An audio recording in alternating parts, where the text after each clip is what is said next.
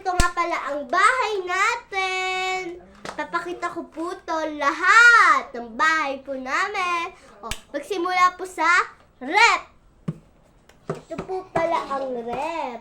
Tapos, ito po ang magalan. Masyado pong madumi, kahit huwag nyo na pong pansinin. Ito naman po ang lamesa. Meron po kami ulam, pinagamit po kasi namin yan. Okay. Ito naman pong lababo.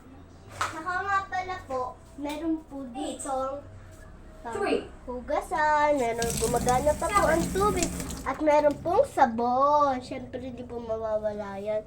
At saka, meron pong lagayan dito. Tsaka nga pala, ito yung mga lutuan. At saka, ito din po ang mga lagayan ng mga plato. Pinagkainan. At ito po ang lahat ng mga pagkain namin sa bahay. At ito po yung mga ulam. Pwede nyo din po ito iulam. Meron po ditong baso, mga plato, babasagin, kutsara. Meron pa pong iba. Tsaka nga pala meron pa po tayo. Ito po. Ito nga pa po pala. Lagyan na lang po ito. Kaya okay lang. At ito nga pala ang CR natin. Meron po kasing gumagamit dito. Okay, cut. Ito nga pala ang mga kasama natin. 1. At meron pa po nag-video. Hello.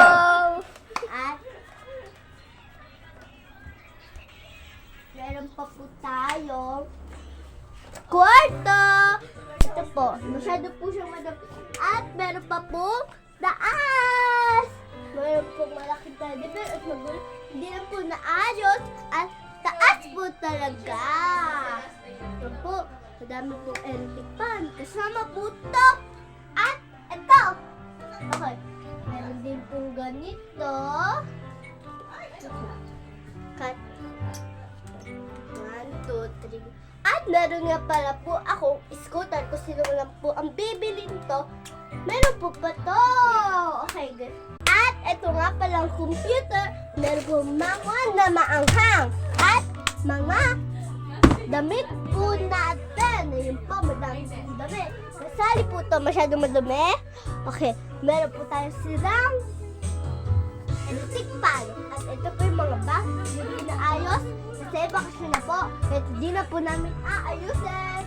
Ito nga pala po, yung boots na binili sa akin ng mami ko. At meron pa po, pwede niyo po itong bilihin. Bye!